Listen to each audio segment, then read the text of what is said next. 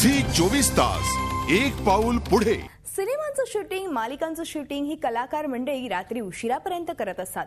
मात्र पॅकअप झाल्यानंतर आपल्या घरी परतण्यासाठी या कलाकारांना, कर्मचाऱ्यांना काहीच पर्याय उपलब्ध नसतो आणि म्हणूनच कलाकारांच्या मागणीनुसार मड आणि फिल्म सिटी इथून रात्री उशिरापर्यंत बस सेवा सुरू करण्यात आली आहे। पाहूया त्याचाच हा रिपोर्ट।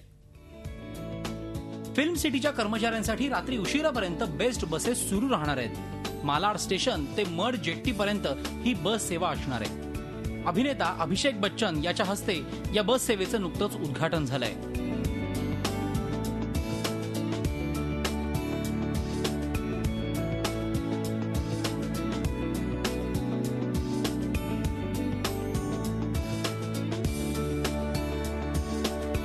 मुझे बहुत अच्छा लग रहा है।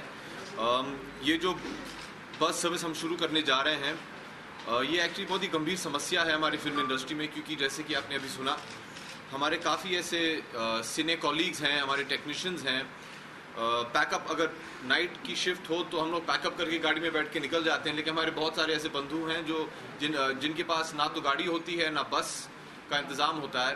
और मैं धन्यवाद कहना चाहूँगा BST को कि उन्होंने ये एक सर्विस शुरू किया है। सकाळपर्यंत आता घरी थांबावं लागणार नाही आणि दोन मोठे भाग म्हणजे मड जेट्टीपासून मडमध्ये अनेक बंगले आहेत जिथे शूटिंग होतात आणि फिल्म सिटीमध्ये सुद्धा शूटिंग होतात। सातत्याने युवासेना प्रमुख आदित्य ठाकरे यांनी पाठपुरावा केला। नाना आंबोले BST चेअरमन यांनी आमच्या सगळ्यांचं म्हणणं ऐकून घेतलं।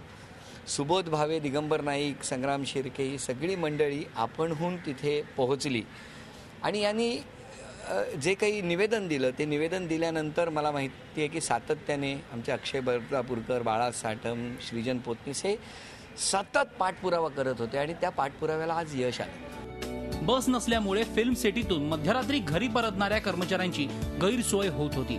त्यामुळे कलावंतांच्या मागणीनुसार बेस्टने ही सेवा सुरू केली आहे। कुठली अडचण तुम्हाला काम करताना जाणवणार नाही याची खबरदारी आम्ही घेऊ, आमच्या प्रत्येक कार्यातनं घेऊ। तुम्ही फक्त पुढे येऊन आम्हाला सांगा तुम्हाला काय तक्रारी आहेत, तुमच्या अडचणी काय आहेत आणि त्या सोडवण्याचा आम्ही पुरेपूर प्रयत्न करू, कारण आम्ही तुमच्यातलेच आहोत।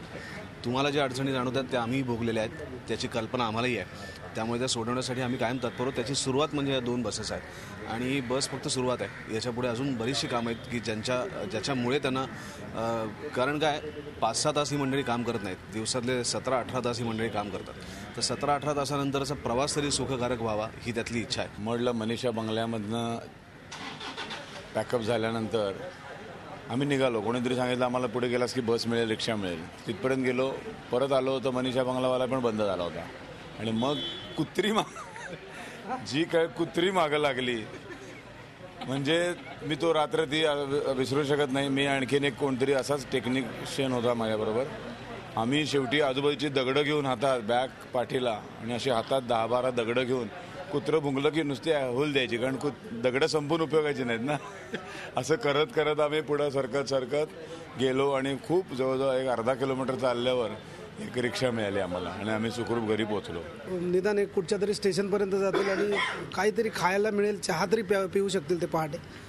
आणि अशी व्यवस्था आहे की 2:30 वाजता बस सुटली तर ती पहिल्या ट्रेनपर्यंत स्टेशनपर्यंत पोहोचणारच, म्हणजे तिथे न राहता लोक जाऊ शकतील। कारण मी बदलापूरवरनं 3 वर्ष अपडाऊन केलं, तर माझ्या 3 वर्षाच्या स्ट्रगल पिरियडमध्ये 1.5 वर्ष मी अंबरनाथ स्टेशनला झोपून काढायचो, कारण अंबरनाथपर्यंत ट्रेन असायच्या, पुढे ट्रेनच नाही। 11 वाजता पॅकअप व्हायचं मडला, मग कसं तरी पोचायचं।